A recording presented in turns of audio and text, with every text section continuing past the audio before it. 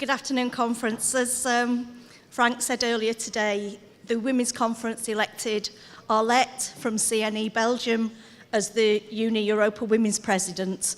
And as you know, unfortunately, she's unwell and unable to attend, and that's why I'm reporting back to you from the Women's Conference. Although absent, Arlette was very much a part of our conference, watching us on the internet, tweeting, on Facebook, and sending solidarity messages to us as the day went on. And I know she also sends best wishes to the regional conference for a successful conference.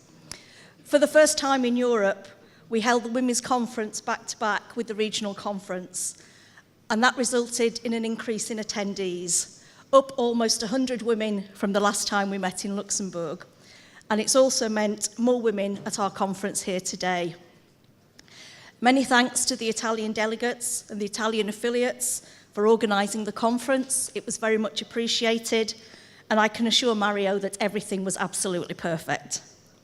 Our regional secretary, Oliver, set the scene and called for more women to get into leadership positions in their unions and in UNI. And Christy Hoffman, our Deputy General Secretary, echoed that message.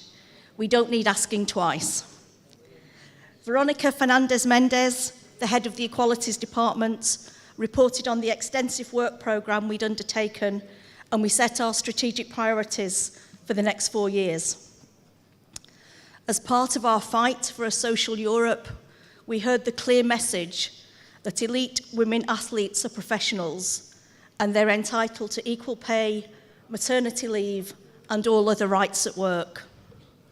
We adopted a solidarity statement, standing with the hairdressers who work with chemicals and deploring the demeaning response from the EU, who presented an important health and safety issue as being about high heels. We supported the UNI campaign to keep the maternity leave directive.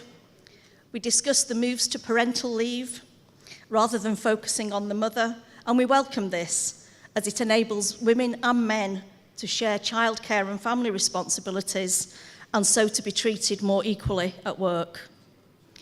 We discussed the refugee crisis, and I will take the floor during that session to report the views from the Women's Conference.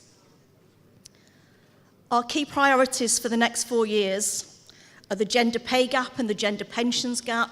The two are intrinsically linked. Violence and digitalisation, and I'll just say a few words about each. Equal pay is a big issue across Europe. There are structural problems with pay systems. There's job segregation. Women working part-time suffer even more. On conference, there's just plain ugly discrimination too. And I'll say something about the gender pensions gap, because across Europe, the gender pay gap is estimated or measured at 16%.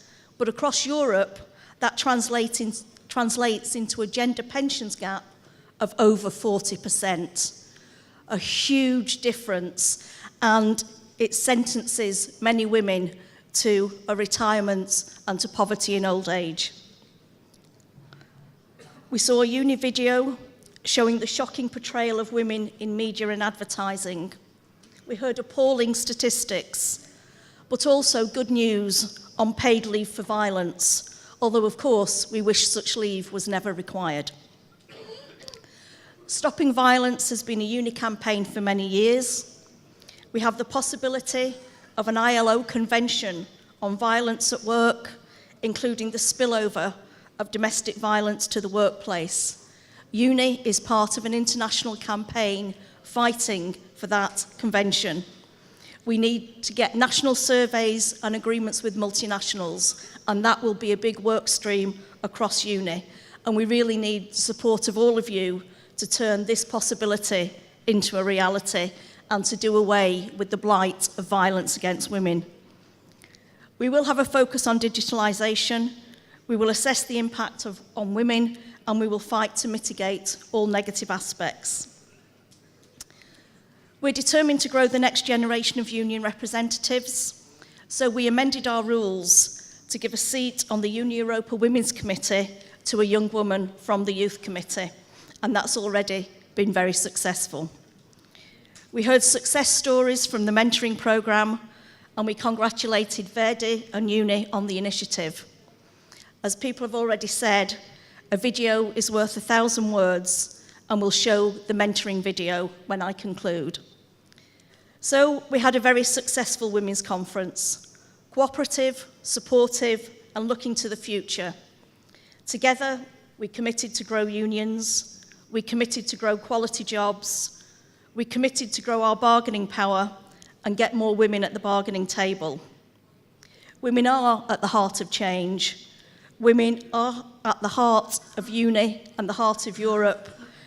Let's change Europe together. Thank you, everyone. Enjoy the video.